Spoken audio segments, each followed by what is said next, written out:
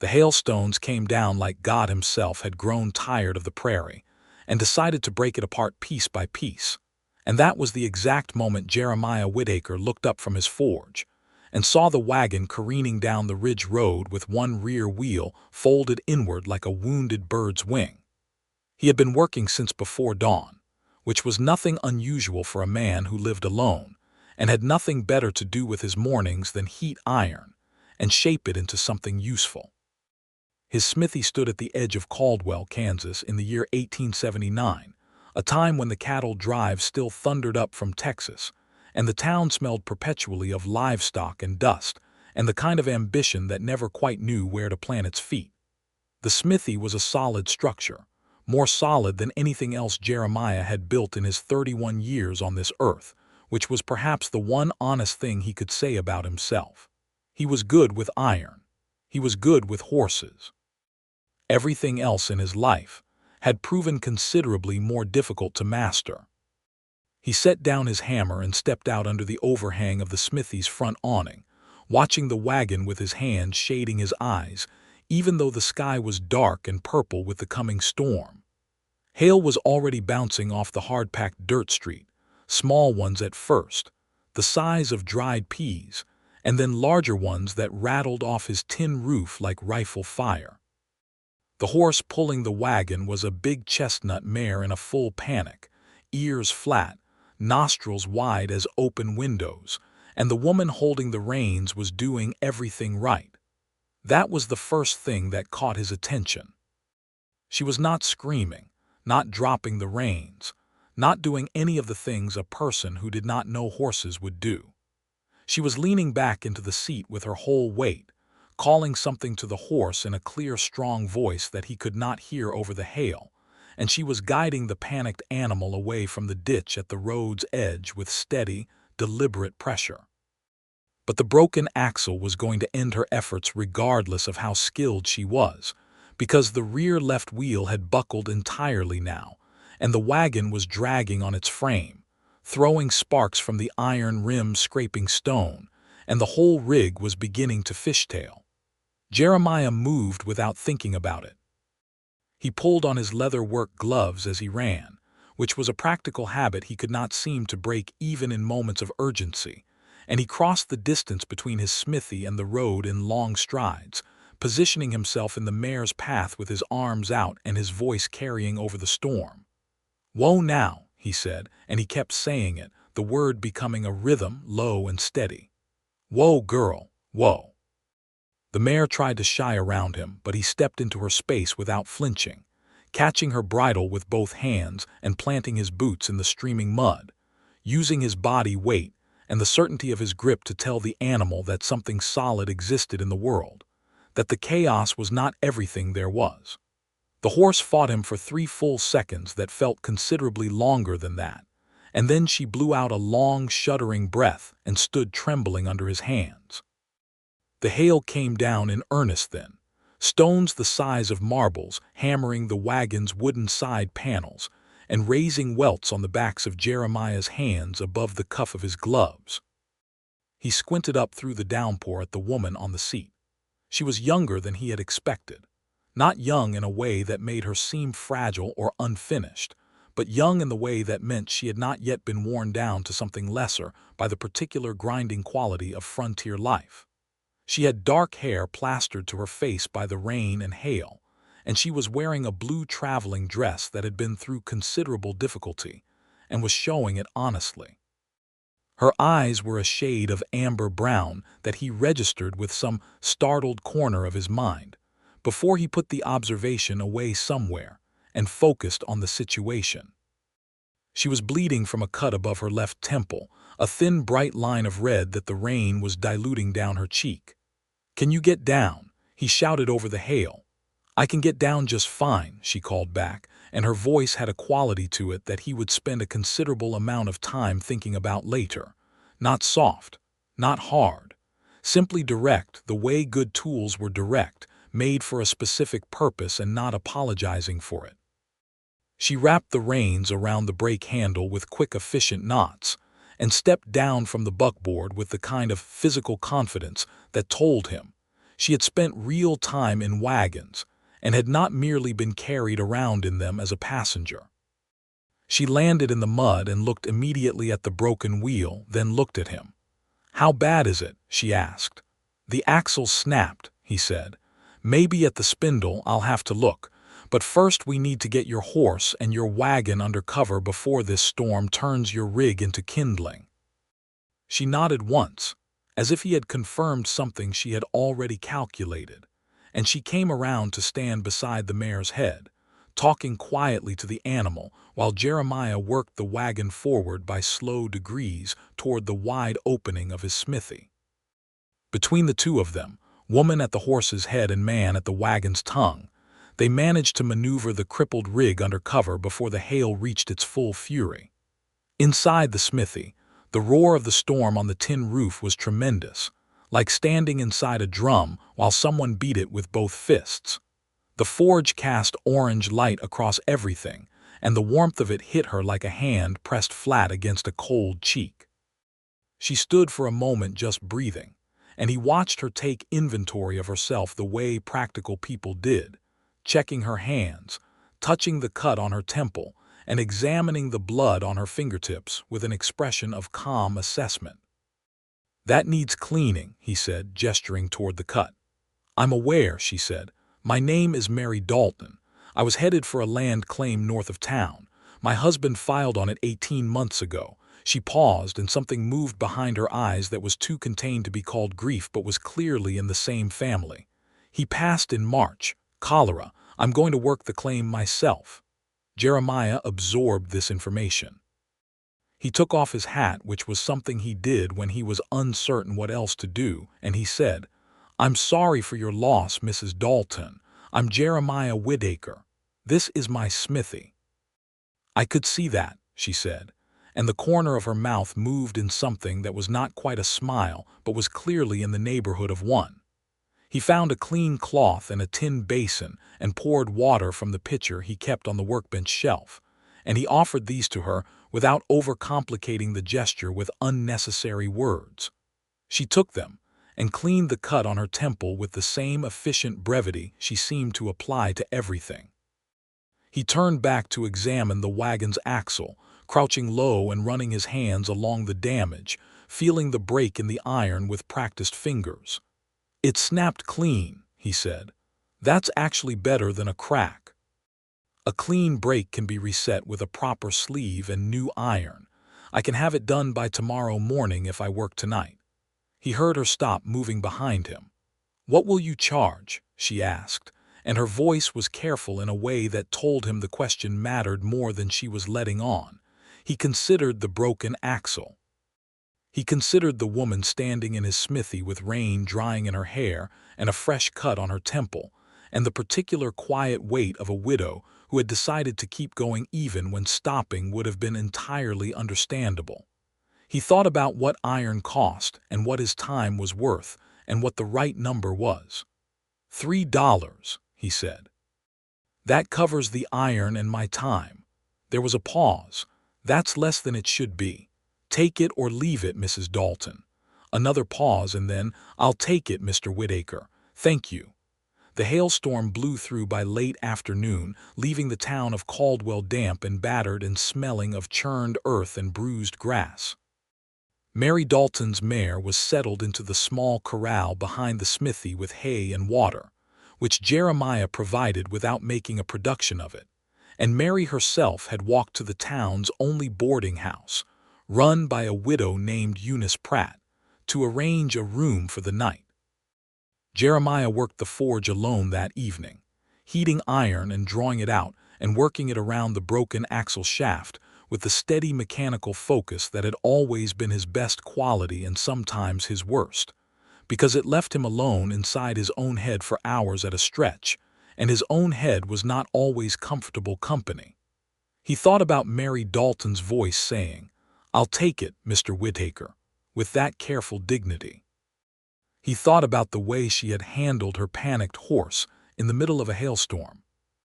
He thought about the word widow and about his own particular variety of alone, which was not the same as her alone, but which he recognized in the abstract the way you could recognize a tune you had heard once and never quite learned the name of. His wife, Clara, had died 4 years ago. Fever, sudden and total, 3 weeks after they had buried their infant daughter who had not made it through her first winter. That was the kind of grief that did not announce itself anymore, did not arrive in obvious waves. It simply lived in the background of everything, a permanent weather condition that he had learned to move around. He had stayed in Caldwell because leaving required deciding where to go, and he had never settled on an answer to that question. So he had kept working, kept heating iron, kept fixing things for other people.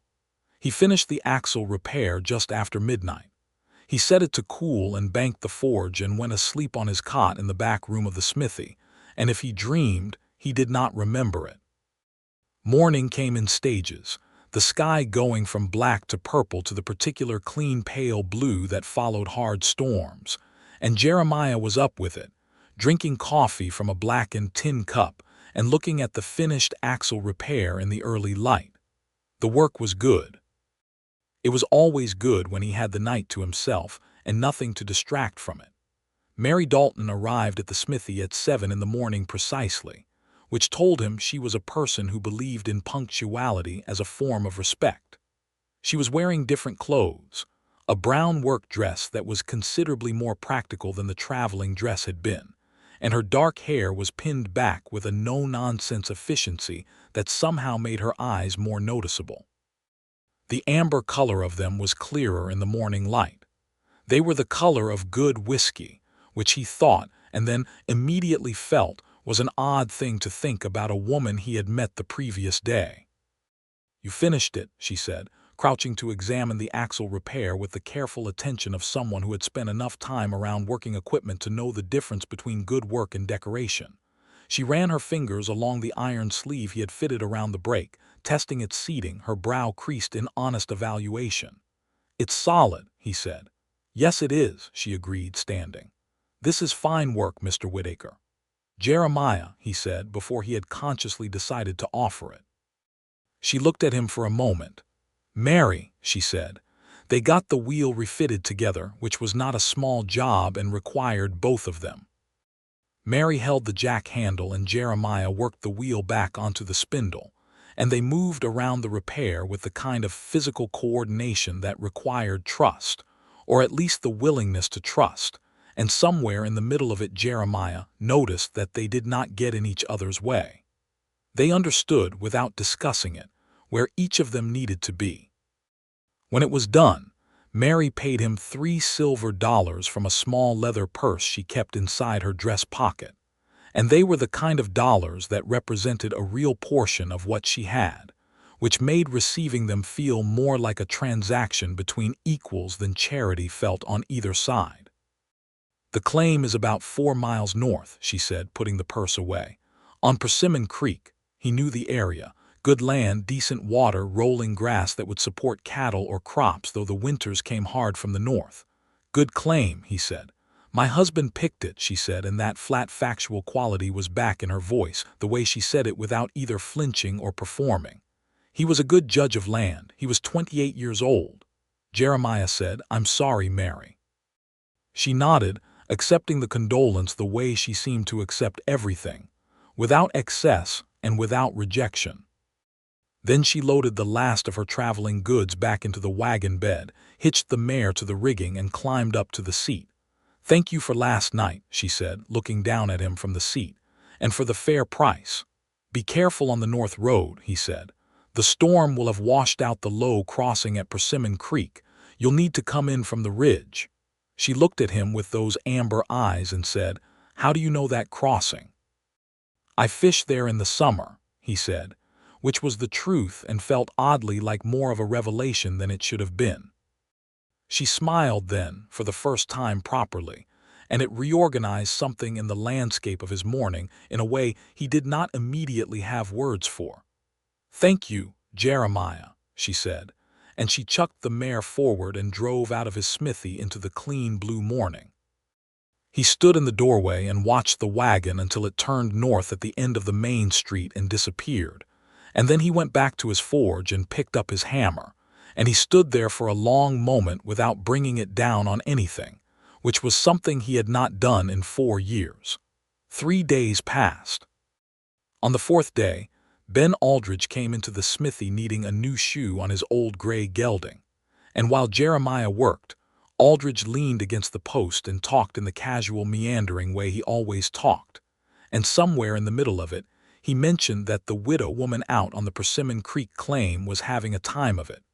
Roof of the soddy was compromised by the hailstorm, and she was patching it herself, but the section over the main room was a real problem. Jeremiah kept his attention on the gray's hoof. "Is that right? Saw it when I rode past yesterday," Aldridge said. "Watching her up on that sod roof with a spade was something else, I'll tell you. Most women I know would have driven back to town after one night in a storm-beaten soddy." "She's not most women," Jeremiah said, and then realized he had said it as a statement of established fact rather than a speculation, which Aldridge noticed with the particular attention that small-town men brought to any information that might eventually prove interesting. "You know her?" Aldridge asked. "She came through in the hailstorm with a broken axle," Jeremiah said. "I fixed it." "Ah," said Aldridge, in the tone of a man filing something away. Jeremiah finished the shoe, collected his payment, and went back to his work. He did not think about the sod roof on the Persimmon Creek claim for the rest of the day. On the morning of the 5th day, he loaded his wagon with salvaged timber he had been keeping behind the smithy, a good pile of it from a collapsed barn he had taken apart the previous autumn, and he hitched his own horse, a steady gray named Solomon, and he drove north on the Ridge Road. He told himself he was going to look at the claim. He told himself he was going to do it because it was neighborly, and because a compromised roof in a soddy could lead to a collapsed ceiling, and that was a genuine danger. He told himself it had nothing to do with amber eyes or a particular quality of voice, or the way she had run her hands along his ironwork with real knowing attention. He found the claim without difficulty. The soddy sat on a low rise above the creek, exactly where a sensible person would have put it, with a kitchen garden already started in the south-facing slope below, and a small corral with the chestnut mare, and a second horse he had not seen before, a compact dun animal that looked like it could work. Mary Dalton was on the roof of the soddy with a spade, exactly as Aldridge had described, replacing sod blocks over the section where the hail had hammered through the old growth. She saw him coming and stopped working, watching his wagon approach with those eyes that did not miss things. When he pulled Solomon to a stop below the roof's edge, she was standing on it with the spade in her hand and dirt on her work dress and her hair coming loose from its pins in the morning wind, and she looked at him with a directness that he had already come to understand was simply how she was. "Good morning," she said. "Good morning," he said.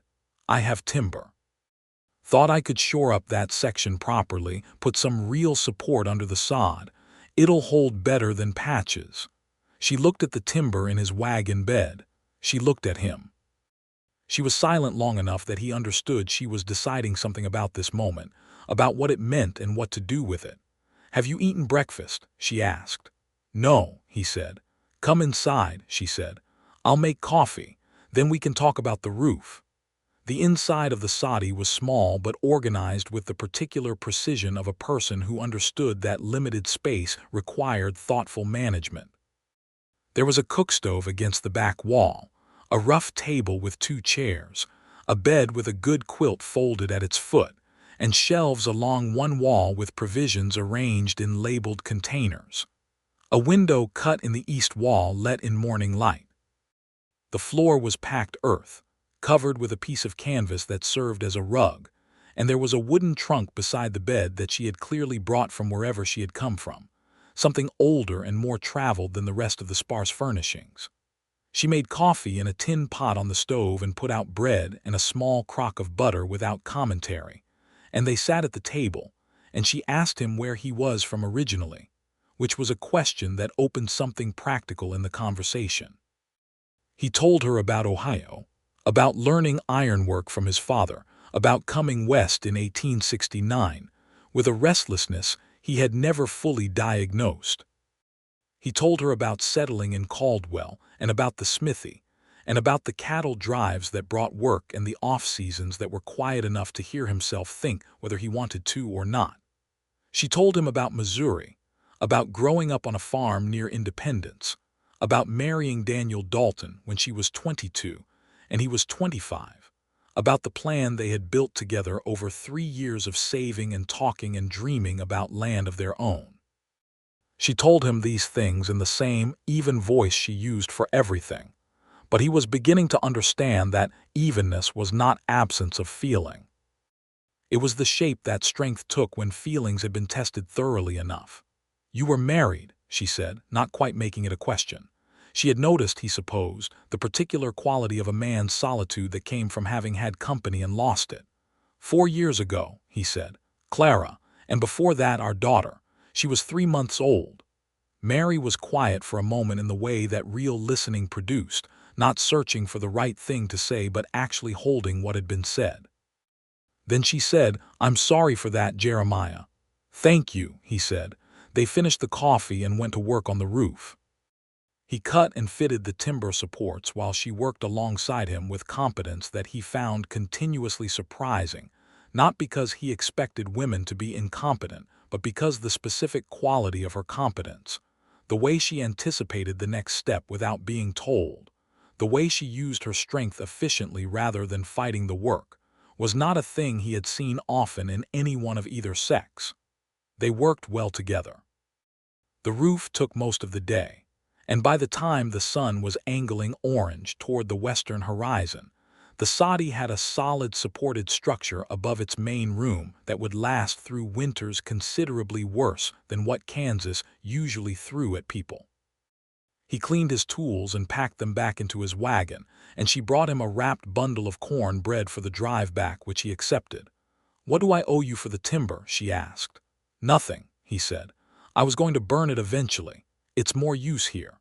She looked at him with those amber eyes, and he could see her weighing the offer against the careful accounting she was keeping of what she accepted from people and from whom. "Then I owe you a debt of neighborliness," she said. "I'll collect someday," he said, and drove back to Caldwell with the evening light at his back and something uncomplicated and warm sitting in the middle of his chest that he had not felt in a very long time. He came back the following week with a question about whether her water supply was adequate because the creek sometimes ran low in the dry months, and there was a spring on the eastern edge of the claim that could be cleared and used. It was a legitimate question. He came back the week after that to help her replace the corral gate that had rotted off its hinges. That was also a legitimate visit. The one after that was because he was heading north on an errand anyway, and the Persimmon Creek claim was on the route, more or less. By the fourth visit, they had stopped accounting for reasons and simply been glad to see each other. The town of Caldwell noticed, because small towns were constitutionally incapable of not noticing such things. Eunice Pratt mentioned it to the Reverend's wife. The Reverend's wife mentioned it to 3 other women at the Wednesday prayer meeting. Ben Aldridge mentioned it to the men at the feed store in the specific tone of a person sharing information he had predicted. None of this bothered Jeremiah because he had reached the age of 31 without being meaningfully bothered by what Caldwell thought of his personal arrangements, and none of it reached Mary because she was 4 miles north of town and had better things to attend to. What changed was the afternoon in late June when Jeremiah drove out to the claim and found her sitting on the step of the soddy door with a letter in her hand, and an expression on her face that was different from her usual steadiness. Not collapsed, but strained, the way structural iron looked under load that was testing its tolerances. He got down from the wagon and came to sit on the step beside her, which was something he would not have done 2 months ago and now did without either of them making note of it. "What is it?" he asked. She handed him the letter. It was from a land office in Wichita, and it informed Mary Dalton, in the precise bureaucratic language that made difficult things sound like routine, that her husband's claim on Persimmon Creek had been improperly filed due to an error in the survey markers, and that a portion of the northeastern corner of her land overlapped with a claim previously filed by a cattle operation called the Rafter T, and that this dispute needed to be resolved within 60 days or the claim would revert to undetermined status. He read it twice. "Who owns the Rafter T?" he asked. "A man named Harlan Cross," she said. "He runs cattle all through this county. I've never met him." Jeremiah knew the name. Everyone in Caldwell knew Harlan Cross, who was the kind of man that certain types of men became when they had money and land, and the disposition to interpret the world as a competition that they were entitled to win. He was not a violent man in any straightforward sense, but he had a way of creating situations where other people's difficult choices served his interests, and the land office dispute with a woman working a claim alone had the distinct shape of that particular type of leverage.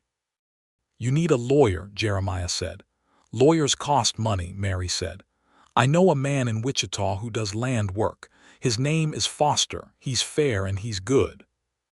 She looked at the letter and then out at the creek and the grass of her claim, the garden that was coming in now with the summer warmth, the small herd of 4 cattle she had purchased from a neighbor and was building from. There was in her expression something that Jeremiah had not seen before, a crack in the careful evenness, not of grief this time but of something rawer. Fear, maybe, or the particular exhaustion of fighting on too many fronts simultaneously. "This land is all I have," she said. "This is what Daniel and I planned. This is what I stayed for." He wanted, in that moment, to say something that was not simply practical. He wanted to say something that addressed the actual weight of what she was carrying. He was not, generally speaking, a man who found words easy in their softer forms, but he tried. "You're not fighting this alone," he said. She turned to look at him and he met her gaze directly because he meant it directly, and something passed between them in that look that was more honest than anything either of them had said aloud in a long time. "Jeremiah," she said quietly. "I mean it," he said. She looked back at the land again, and he watched the steadiness return to her face, not because the problem had gone away, but because she had found something to set beside it. "All right," she said. "Tell me about this man Foster." He wrote a letter to Foster that evening from the smithy, setting out the situation plainly and asking for an assessment, and sent it on the morning stage to Wichita. Then he began to think about Harlan Cross in the practical way.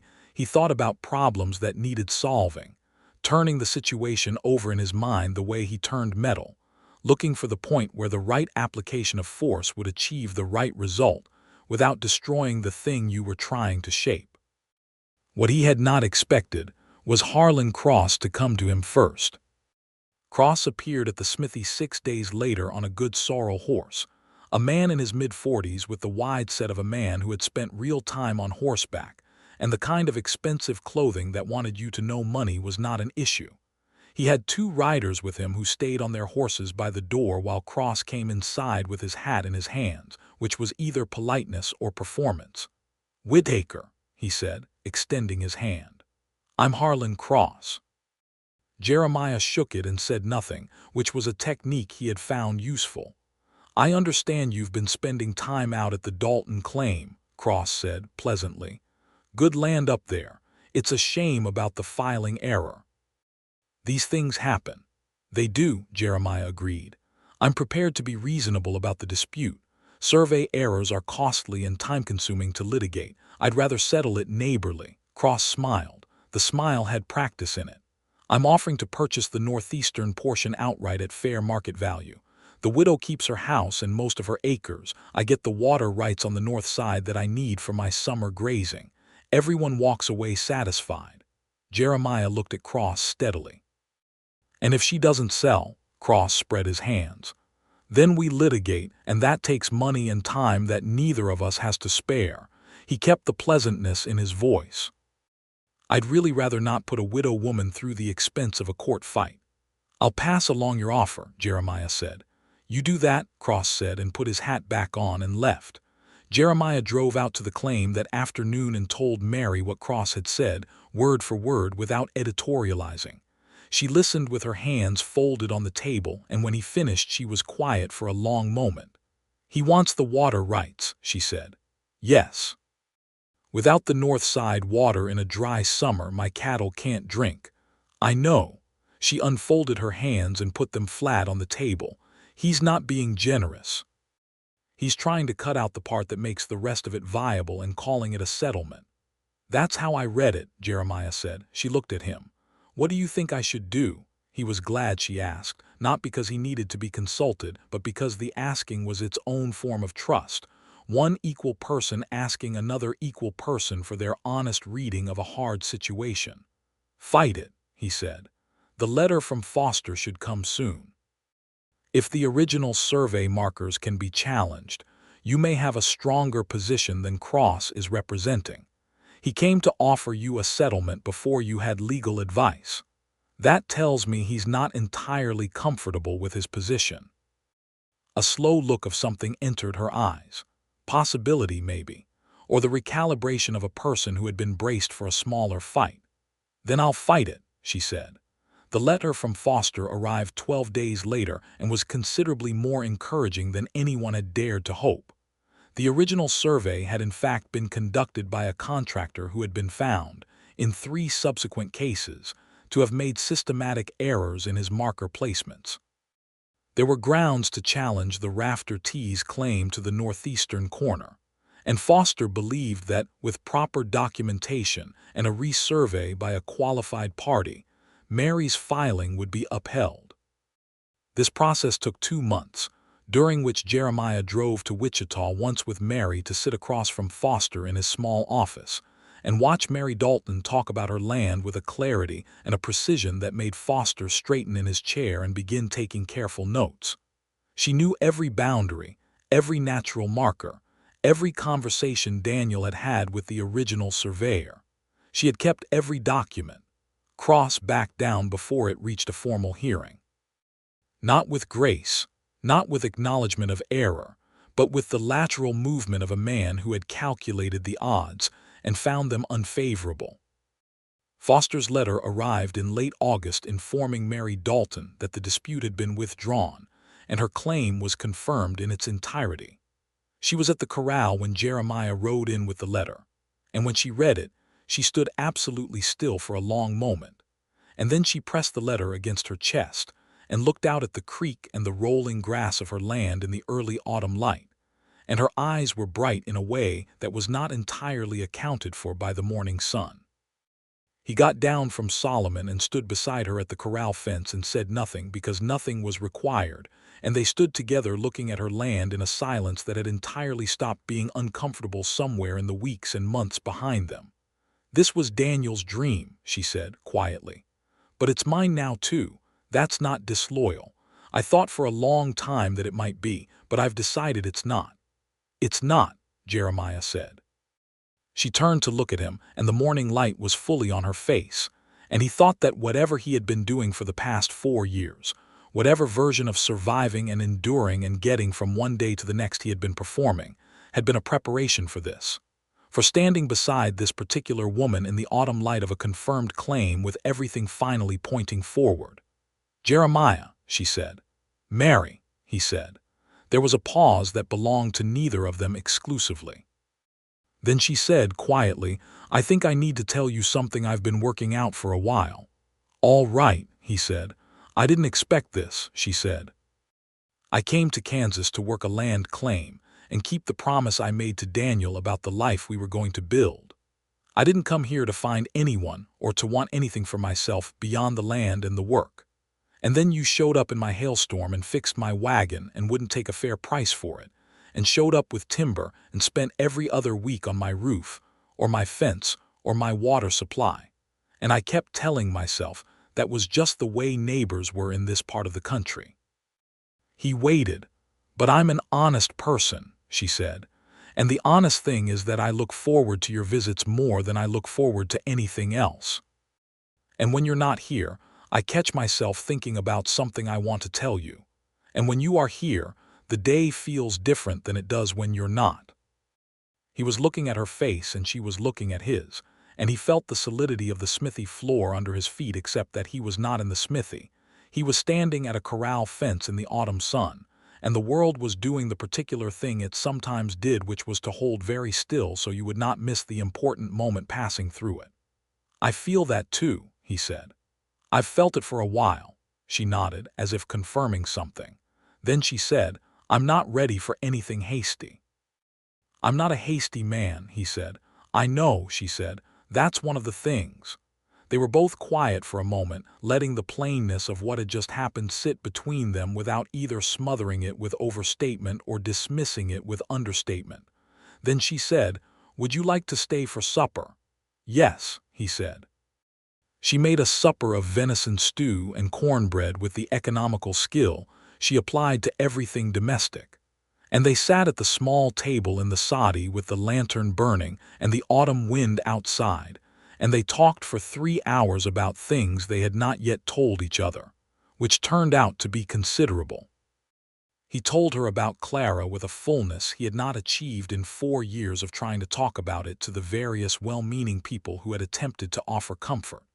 She told him about Daniel with the same fullness, about what their marriage had actually been, the good, ordinary, companionable weight of it, the way his death had not only taken him, but had taken the future they had been building together, and left her holding the plans for a house that no longer had a builder. He did not leave until it was fully dark, and when he climbed up to Solomon's saddle and looked down at her standing in the doorway of the soddy with the lantern light behind her, she said, "Come Sunday." "I'll come Sunday," he said, and rode back to Caldwell in the dark under a sky full of stars, with the kind of fullness in his chest that he had not felt in so long that it took him half the ride home to identify it correctly. What he identified it as was hope. The autumn moved forward in the way that Kansas autumns did, with particular beauty and considerable urgency, the grass going gold, and then brown, and the first cold mornings arriving like advance scouts for the serious business of winter. Jeremiah and Mary settled into a rhythm of Sundays, and sometimes Wednesdays and the occasional weekday when he had business in the north part of the county, and found himself naturally taking the road that went past Persimmon Creek. They talked about everything. They talked about the cattle operation she was slowly building, which consisted now of 8 head, and the intention of 20 by spring. They talked about the smithy and the possibilities of expanding the business now that the cattle drives were bringing more commerce through Caldwell. They talked about Missouri and Ohio, and the specific textures of the childhoods they had come from. They talked about God and land, and the way the West was changing, the homesteaders pressing in alongside the cattle operations, the railroad coming closer every year, the particular moment in history they were standing inside of without being entirely able to see its shape. They talked about harder things too, about loss, about what it meant to build something and then have it taken, about the particular courage required to want things again after wanting things had led to devastation. These were not easy conversations, but they were honest ones, and Jeremiah found that honesty with Mary felt different from honesty with anyone else he had ever talked to. It felt load-bearing. It felt like the kind of ironwork that held the actual structure up. On a Sunday in early October, she asked him to tell her about his daughter. He had not talked about his daughter to anyone, not in 4 years, not really. He had said the facts when asked. 3 months old and fever in December and gone before Christmas, and people had nodded and moved on because the death of an infant was a tragedy so common on the frontier that people did not quite know how to hold it individually, how to give it the specific weight it deserved. He told Mary. He told her about the 3 months, about the particular quality of his daughter's small morning noises that he still sometimes heard in the quiet of the smithy when it was early, and the town had not woken up yet. He told her the name they had given her, which was Eleanor, and about how Clara had called her Nellie, and how the name had only been used for 3 months and then never again. He told her about the particular hell of losing a child and a wife within the same winter, about the way grief stacked on grief, until you were not grieving individual losses anymore but a whole collapsed future, a whole life that had been possible and then was not. Mary listened the way she always listened, with complete attention and without the urge to smooth it over before it was finished. When he was done, she put her hand over his on the table, and she did not say anything for a long moment, and what she did not say during that moment was as important as anything she could have said. Then she said, "Nellie was loved. That is something. That is not nothing." He could not immediately speak. He nodded. She left her hand on his, and they sat like that for a while in the warmth of the stove with the October wind outside. And it was the first time he had been touched with simple human tenderness since he could not clearly remember when. And it landed on him with the particular force of things that arrive after a long absence. He turned his hand over under hers so they were palm to palm, and he held her hand, and she let him. And they sat like that until the fire in the stove needed tending. And when she got up to tend it and came back to the table, she sat down in the same chair beside him instead of across from him as she had been, and the reorganization of the seating was small and complete, and said everything that either of them needed it to say. The first snow came in November, a light one that dusted the grass and the roof of the soddy and lay in thin lines along the top rails of Mary's corral fence. Jeremiah came out on that Wednesday with a load of firewood. He had been splitting all autumn, good seasoned cottonwood that would burn long and steady, and he stacked it against the east wall of the soddy, where it would be sheltered from the prevailing wind.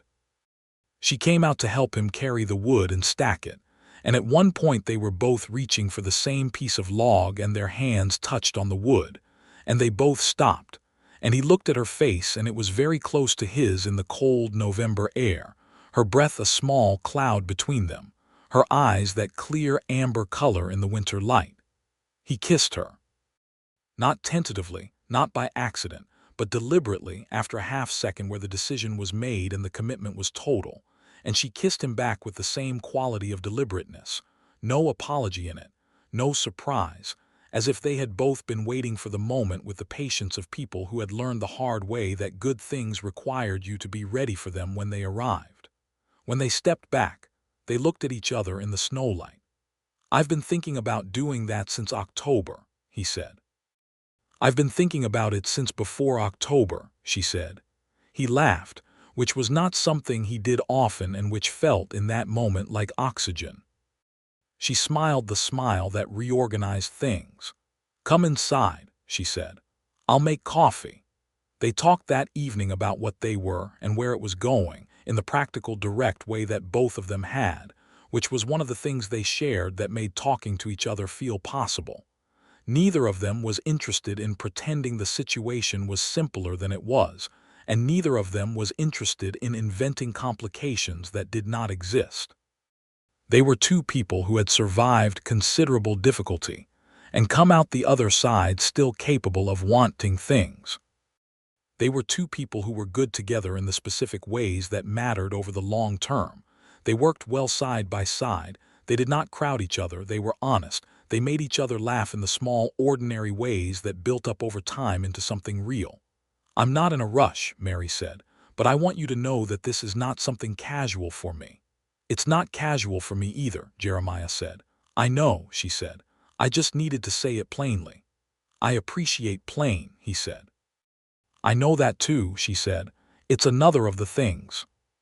He drove home that night in the early snow with the particular quality of fullness that had become familiar over the autumn but was now denser, more specific, because it had a name now and a shape. He was falling in love with Mary Dalton.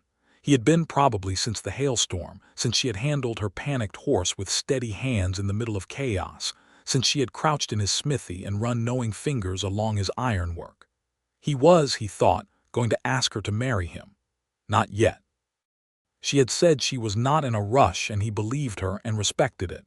But eventually, when the time was right in the particular way that times became right, not by any external signal, but by the internal accumulation of everything that was true between two people, until the truth reached a weight that needed to be acknowledged officially. Winter settled over Persimmon Creek with the serious intention that Kansas winters brought to everything. The creek froze along its edges, and the grass went the pale tan color of dry bone, and the sky was often the low white ceiling of clouds that meant more snow was either coming or just past. Jeremiah came out twice a week when the roads permitted, and on the days the snow made the north road impassable he thought about her in the smithy while he worked, and the thinking was not lonely the way thinking about people used to be. It was forward-facing. It was anticipatory. He brought her things when he came, nothing extravagant, a good hinge for the corral gate that kept sticking in cold weather, an extra lamp, a small stack of books from the general store, chosen with the care of a man paying attention to what she mentioned in their conversations, which included a practical guide to cattle management that she received with genuine pleasure, and the kind of novel she had mentioned reading once in Missouri. A Scott novel that she opened the evening he brought it and read the first page with her coffee, which was one of the small domestic images he carried with him back to town. She made things for him. She was a skilled needlewoman, which surprised him, not because it should have, but because it was one of the things he had not known about her yet. She made him a pair of work gloves from good leather with stitched reinforcement at the palm that was better work than any commercial glove he had ever owned. She made him a jacket of heavy wool that fit him exactly right, which meant she had paid attention to his dimensions without him noticing, which meant she had been thinking about him practically and carefully in the way that affection expressed itself through usefulness when people did not know any other language for it. He wore the jacket every day through December and January and into February, and every time he put it on he thought of her. In February, on a clear cold Saturday when the roads were frozen hard enough for easy travel, he drove out to the claim and found her in the corral working with the dun horse on a new piece of handling, patient and methodical in the way she was with animals, and he watched her for a while from the fence before she noticed him, and he watched her and thought, "This is what I want to watch for the rest of my life. Not any one extraordinary moment, but this." The ordinary excellence of her being herself in the normal course of her day. She noticed him and came to the fence, and her cheeks were red with cold and she was smiling. "I've been working something out," he said. "What is it?" He had thought about this moment and had not, despite considerable private practice, managed to arrange what he wanted to say into anything more elegant than its plainest form. So he went with its plainest form. "I want to marry you, Mary, if you'll have me." She looked at him from the other side of the fence with those amber eyes that held everything they had been through in the past months, all the conversations and the work and the shared silences, and the hands held across the kitchen table and the kiss in the November snow. And she was very still for a long moment. Then she opened the corral gate and came to stand directly in front of him, close enough that he could feel the warmth of her despite the cold, and she put both her hands on either side of his face in a gesture so uncharacteristically unguarded from a woman of such general composure that it nearly undid him. "Yes," she said. "Jeremiah Whitaker, yes." He kissed her, and she kissed him back, and the cold February air was around them, and the horse watched from the corral with the patient incomprehension of animals who witnessed human rituals without finding them particularly sensible, and neither of them cared about the cold or the horse or anything else for a considerable period of time. They were married in April, on a Saturday when the Kansas spring had committed fully, the grass coming green along the creek, and the cottonwoods putting out their first pale leaves. The reverend from Caldwell's small church performed the ceremony in the yard of the claim, because Mary had said she wanted to be married on her land, which was a perfectly reasonable position that the reverend found unexpectedly moving, and would mention in a sermon 2 months later without naming names. The gathering was small because both of them preferred it that way. Ben Aldridge was there with his wife. Eunice Pratt came from the boarding house. Foster, the Wichita lawyer who had helped save the claim, had sent a letter with congratulations but could not make the distance. There were 6 other neighbors from the surrounding claims, people Mary had come to know over the winter through the mutual necessity of frontier proximity, which was its own form of community even when it was not chosen. Jeremiah wore his good coat and had borrowed a clean shirt from Aldridge that fit him reasonably well. Mary wore a dress the color of cream that she had made herself over the winter months without telling him what it was for, which delighted him when he learned of it afterward. The idea of her sewing her own wedding dress in the evenings while he drove home not knowing. She looked at him across the small gathering as the Reverend read the words, and he looked back at her, and he thought that whatever God required of a person in terms of gratitude, he owed a considerable amount of it for the hailstorm that had broken her axle and sent her wagon careening down the ridge road into his mourning. When the Reverend asked if they had words for each other, which was not universally common but which this particular Reverend encouraged, Jeremiah said what he had worked out over the past weeks, which was not long but which he meant completely. "I've been good at fixing things my whole life," he said. "Iron and steel and anything mechanical, but I had a long time of not knowing what to do with myself when the thing that was broken was me. You walked into my smithy in a hailstorm, and you were the most capable person I'd ever watched handle a crisis. And I thought, here is someone who does not need fixing. What I didn't understand yet was that that's what I actually needed. Not someone who needed me to fix things for them. Someone who was already whole, so she could show me how to be whole too." Mary was quiet for a moment that had the particular shimmer of someone maintaining composure with focused effort. Then she said, "I came to Kansas to keep a promise. I promised Daniel we would build something on this land, and I am keeping that promise.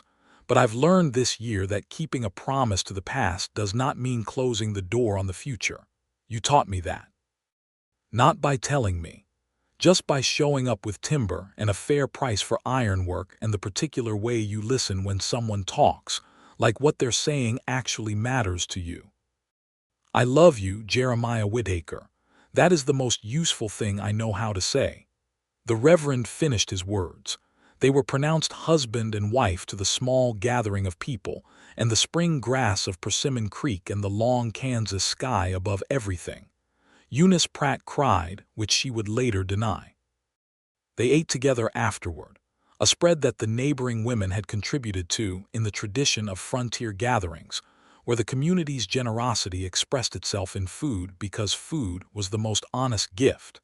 And they talked and laughed, and Aldridge made a toast that was more heartfelt than he had intended, and turned a little red about it afterward. And by the afternoon they were alone on the claim with the guests departed, and the spring evening coming in golden and warm.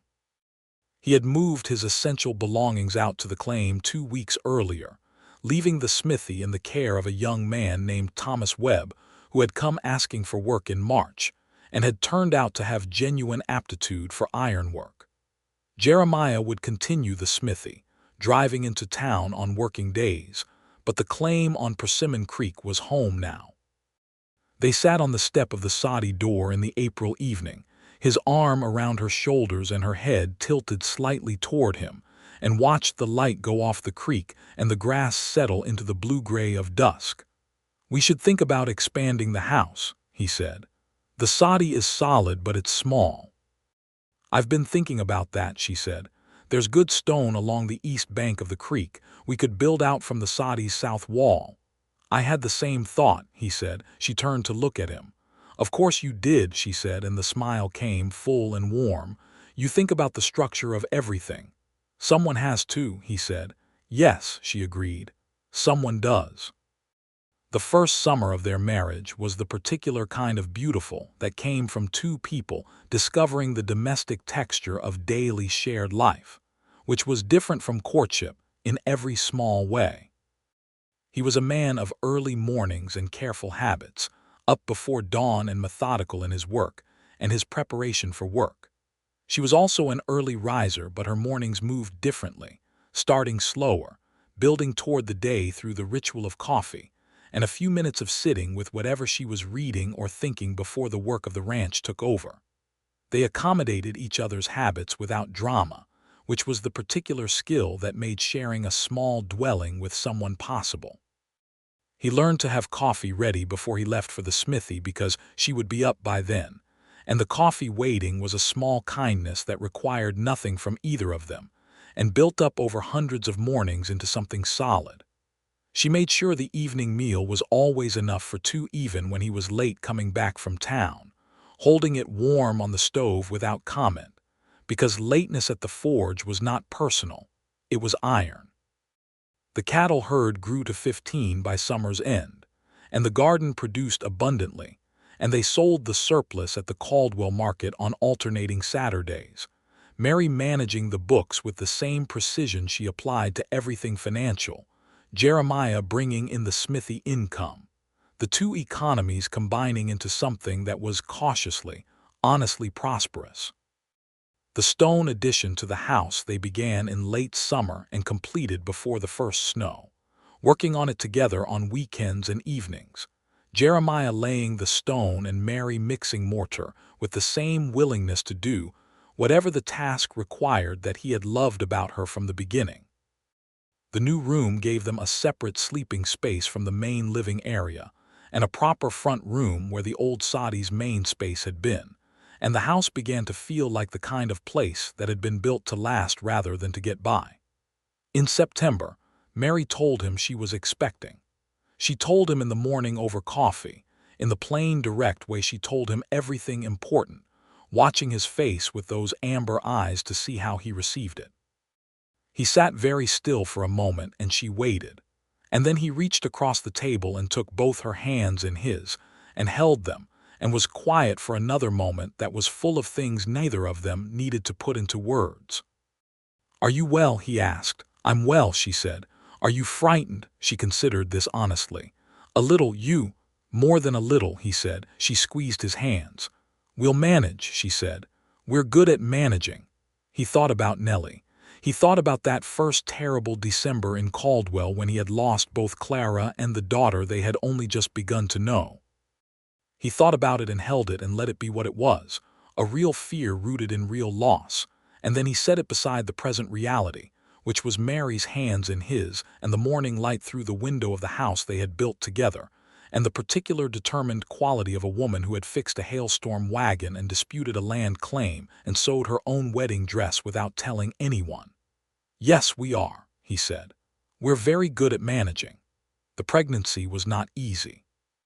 The autumn months brought fatigue that surprised Mary, who was accustomed to her own physical reliability, and found being limited by her body frustrating in a way that she handled by continuing to work at 3/4 of her normal pace instead of stopping entirely, which Jeremiah accepted because trying to stop Mary Dalton Whitaker from doing a thing she had decided to do was an exercise in futility that he had learned over the course of a year not to attempt.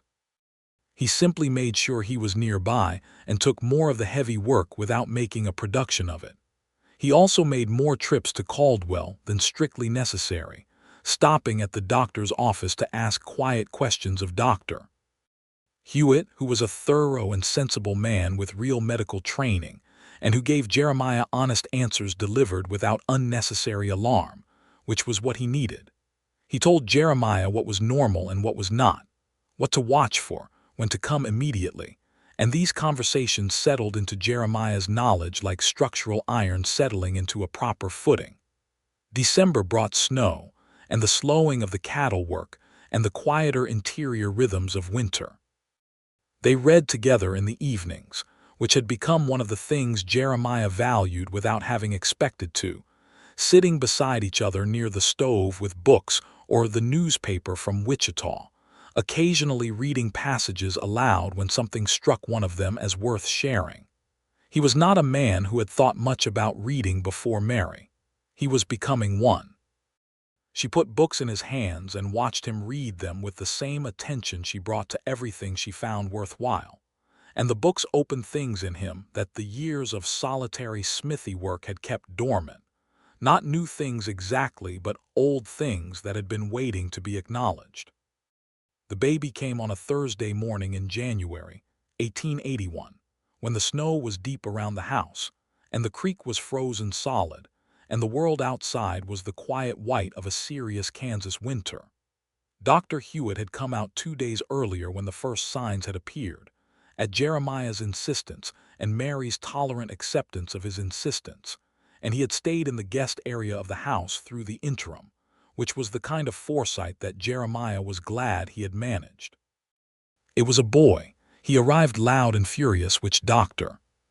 Hewitt said was the best possible sound, and he was healthy in every way that the doctor's careful assessment could determine. And when Jeremiah held him for the first time, this small, furious person in the blanket, he stood in the new stone addition of the house they had built together, and felt the floor solidly under his boots, and thought about all the winters he had stood in the smithy alone, and about the particular path that had led from that solitude to this exact Thursday morning in January, and the weight of a newborn son in his arms. Mary was watching him from the bed. She was exhausted and beautiful in the way of women who have done something enormous and do not need any external validation of the fact. "Well," she said. He looked at her with everything he had in him. "He's perfect," he said. She smiled. "What should we call him?" They had talked about names, circling possibilities over the autumn months. There was a name Jeremiah had been holding, not pushing it, leaving it as an option rather than a requirement. "Daniel," he offered, "if that feels right to you." She looked at him for a long, quiet moment. "Daniel James," she said. James had been Jeremiah's father's name. "Daniel James Whitaker." "Yes," Jeremiah said, "that's right." Daniel James Whitaker was a good baby in the sense that he was clearly alive and interested in the world, which was the primary requirement, and he grew with the enthusiastic commitment that well-fed, healthy infants brought to the project of becoming larger. The spring came and Mary's energy returned, and the ranch work resumed, and Daniel went with her in a carrier she had designed with characteristic practicality, or in the basket near the window where he watched the world with wide, dark eyes that were going to be brown like his father's or amber like his mother's. Too early yet to know. The herd grew to 22 cattle that spring, which was the number Mary had originally intended when she had filed the claim 2 years earlier, and they hired a ranch hand named Curtis, a quiet, capable man of about 40 who had been working cattle for 20 years and needed a steady situation.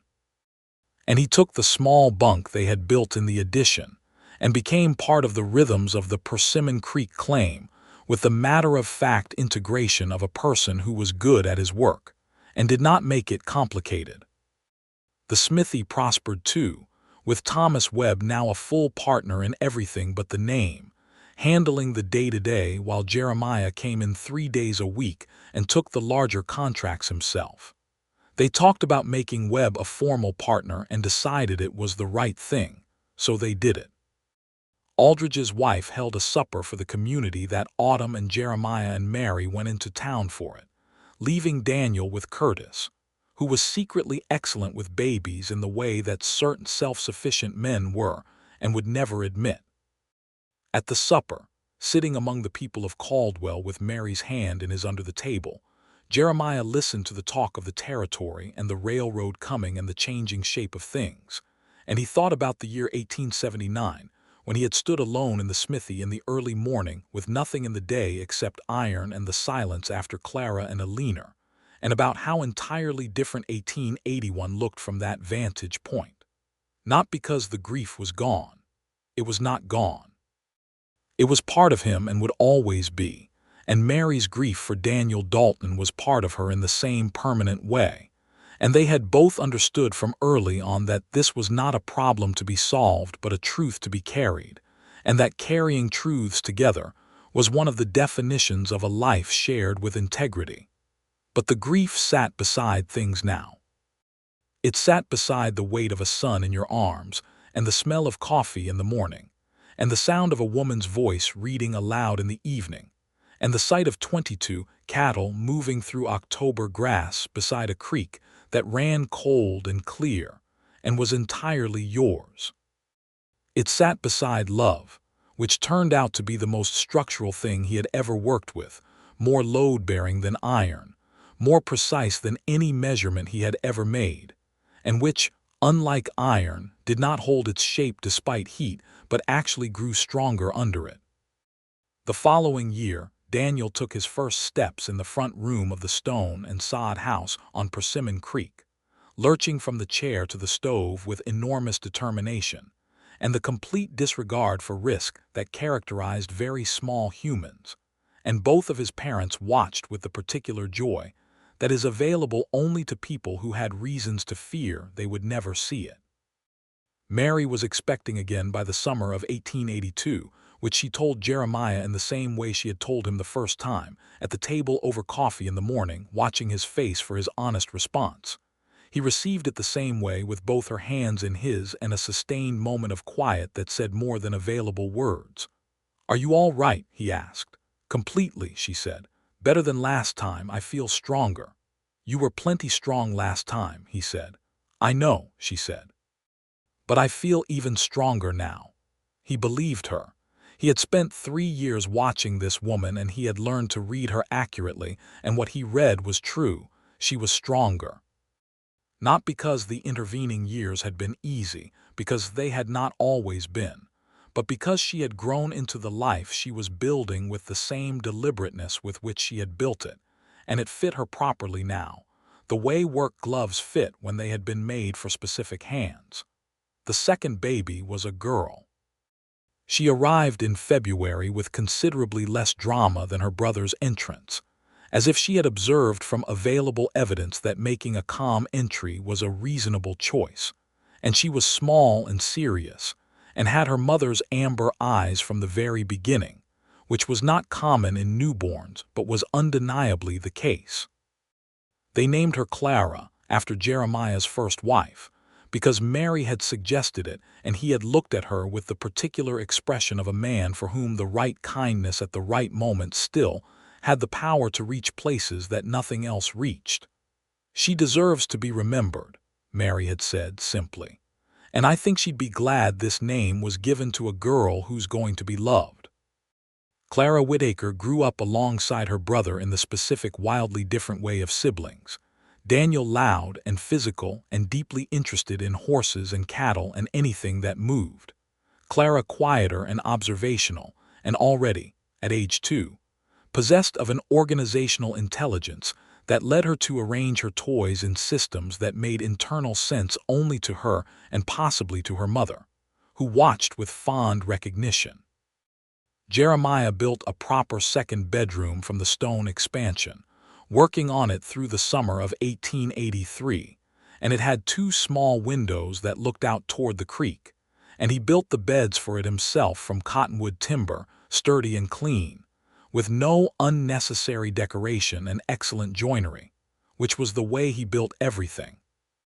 Curtis, the ranch hand, had become over the years something closer to family than employee, spending holidays with them and watching Daniel and Clara on the afternoons when Mary and Jeremiah needed to be in Caldwell together, and teaching Daniel to handle rope with the patient expertise of a man who had been doing it his whole life.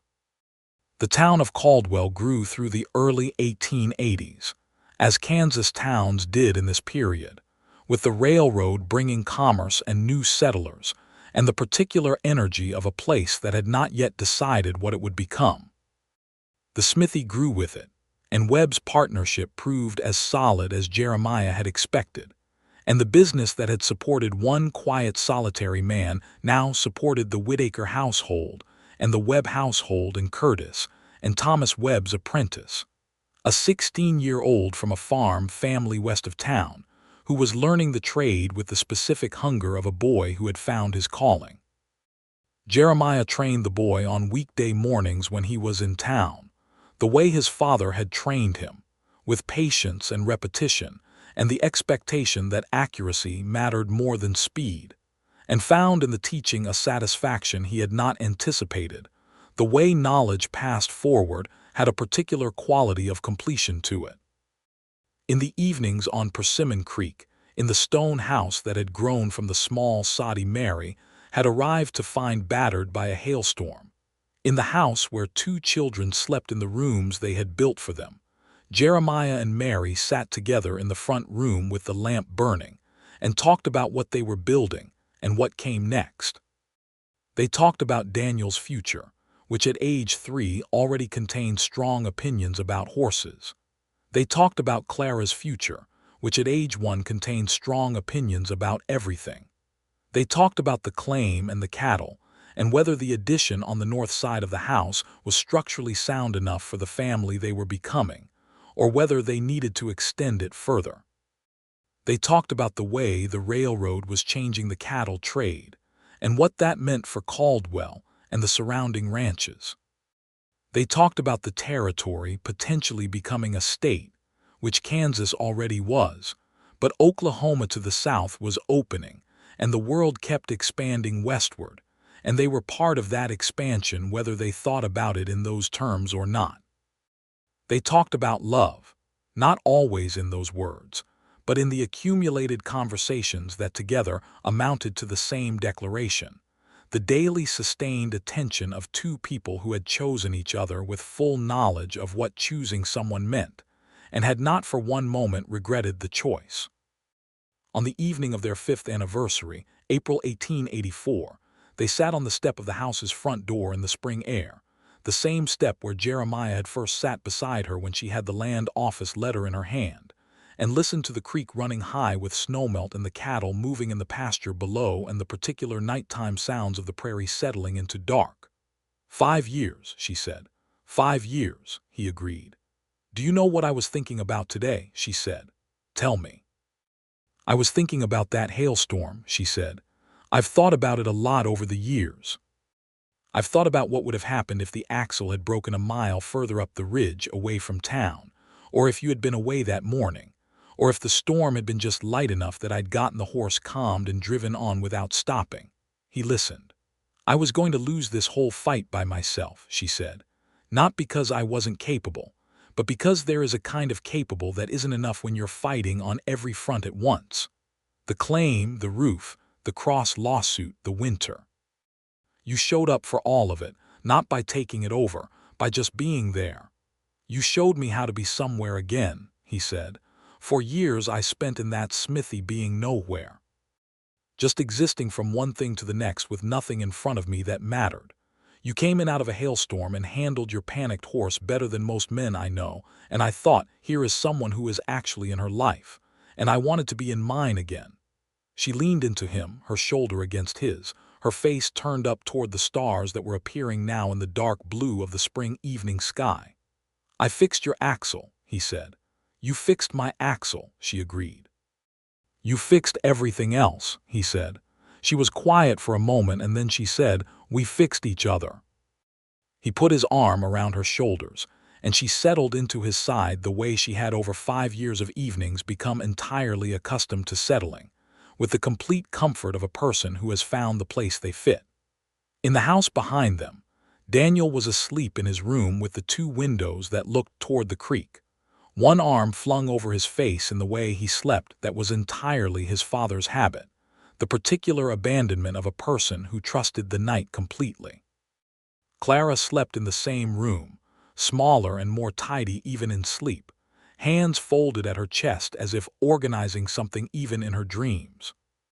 Curtis was in the bunkroom beyond the main house, reading by lantern light before sleeping, which he had done every night for 3 years and which Jeremiah knew, because he saw the light from the bedroom window and had never said anything because some privacies deserved to be kept even when you knew of them. The creek ran cold and clear over stones that had been there longer than anyone alive could remember, and the cattle were quiet in the pasture, and the spring grass was beginning in earnest along the low ground, and the house on Persimmon Creek that had started as a storm-battered soddy sat solid and lit and warm against the Kansas night. Jeremiah held his wife in the spring dark and thought about the hailstorm, which he had thought about many times over 5 years in the same way she had, turning it over with the persistent attention that people gave to the moments that had changed everything, the moments that you could so easily have missed and would never stop being grateful you had not. He had been standing in the doorway of the smithy with a hammer in his hand, watching the storm come in from the west, And then he had looked up and seen the wagon careening down the ridge road with one broken wheel, and a woman on the seat who was doing everything right and still going to crash. He had moved without thinking about it. That was still the truest thing he knew about that morning. He had not decided to help. He had simply gone toward her, which turned out in the accounting of his entire life to have been the most important thing he had ever done. She turned her face toward him in the dark, and he kissed her the way he had kissed her on their wedding day, with full intention and the particular certainty of a man who knows what he has and is not taking any part of it for granted. "Come inside," she said, against his mouth. "It's getting cold." "In a minute," he said. She laughed, soft and private, the laugh that was only for him, and leaned her head back against his shoulder. And they stayed a little longer in the spring night with the creek running and the grass growing and the stars continuing their enormous business above everything, and the house warm and solid behind them, and the children sleeping inside it, and the life they had built between them, and all of it so real and so improbable and so completely, honestly theirs. The spring of 1884 gave way to a summer that was long and green and unhurried in the way that good seasons sometimes were, as if the land itself was cooperating with the particular happiness of the people living on it, which was not a logical thing to think, but which both Jeremiah and Mary thought on certain mornings without embarrassment.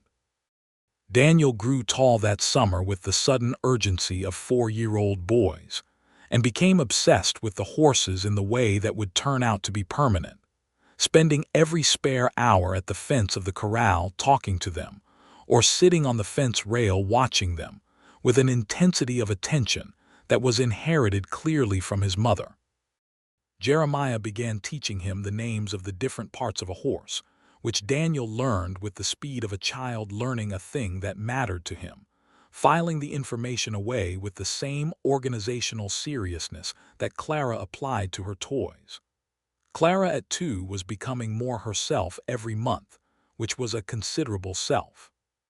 She had the amber eyes and her mother's particular quality of stillness that was not absence but presence, and she would sit in the kitchen when Mary worked and watch everything with complete attention, and occasionally offer commentary in the limited but determined vocabulary of a child who had decided that the world was worth understanding and intended to understand it. Jeremiah loved his children with the particular intensity of a man who had lost one child and knew exactly what the loss of a child weighed, and this knowledge made ordinary moments, bath time, meals, the mornings when they climbed into the bed and Daniel put his feet against Jeremiah's ribs with no concern whatsoever, feel not ordinary at all, but weighted with the full measure of what they were. He talked to them about everything, which was something he had not expected of himself, because he was not by nature a man of many words. But with his children, he found that words came in the way that everything else came with Mary, with a naturalness that suggested this was what he had always been intended for, and had simply not arrived at until now. He told Daniel stories at night, made-up stories about horses and storms and journeys across wide grasslands, and Daniel listened with the focused intensity of a child for whom stories were a necessary form of nourishment. He read to Clara from the books Mary had accumulated, her amber eyes tracking the pages with an interest that suggested she was working out the relationship between the marks and the sounds earlier than was perhaps typical. The summers passed. The autumns came and went with the changing grass and the cattle sales, and the Saturdays in Caldwell at the market, where Mary managed the accounting with the same precision she had brought to it from the first year, and where Jeremiah talked with the other men of the county about land and weather, and the shifting economics of the cattle trade as the Kansas ranges began to be pressed by fencing and farming. The world was changing around Persimmon Creek, as the world did, but the claim itself was stable, and the house was solid, and the marriage at the center of it was the kind of marriage that deepened rather than eroded with the passage of years, because it had been built on the right foundations, honesty and work, and the willingness to keep choosing each other even on the days when choosing required something. There were those days.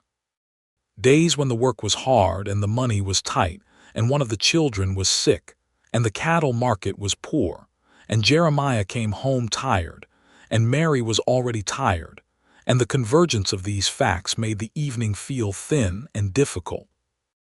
They had those days. They moved through them with the same practical steadiness they brought to everything else, not pretending the difficulty was not there, not letting it become larger than it was. The morning after those days was always the same: coffee, and the particular ease of two people who had gotten through a hard day together and come out the other side still themselves. In 1886, the year Daniel turned 5 and Clara turned 4, and the prairie grass was the longest and greenest Jeremiah had seen since coming to Kansas. He stood at the corral fence on a September morning and watched the sun come up over Persimmon Creek in shades of orange and gold that were so excessive in their beauty that they seemed almost impolite, and he thought about the word enough. He had spent a long time, 4 years in the smithy alone, in the condition of not enough, without fully knowing that was the name of what he was in. And then the hailstorm and Mary and the years of building, and now he stood at the fence with the coffee cup in his hand and the particular quiet of an early morning before the children woke and the work began, and every single thing around him and within him had the quality of enough, more than enough, the fullness of a life that had been lived towards something and had arrived at it. He heard the door of the house open behind him, and Mary came out with her own coffee, her hair down her back before she pinned it for the day, wearing the work dress that was the most comfortable and the most worn and therefore her first choice. She came to stand beside him at the fence and looked at the creek and the sunrise the way she always looked at things she found beautiful, with complete honest appreciation and no need to comment on it. They stood together in the September morning and drank their coffee and watched the sun come fully up over their land, and a kingfisher dove into the creek and came up with a small fish and flew off downstream, and one of the cattle lowed in the far pasture, and somewhere in the house Daniel made a noise that suggested morning was imminent for the household whether or not its adults were ready. Mary looked at him sideways with a smile. "Ready," she said. "Always," he said. And the day opened up in front of them, bright and particular and entirely theirs, and they walked back into the house and into it together.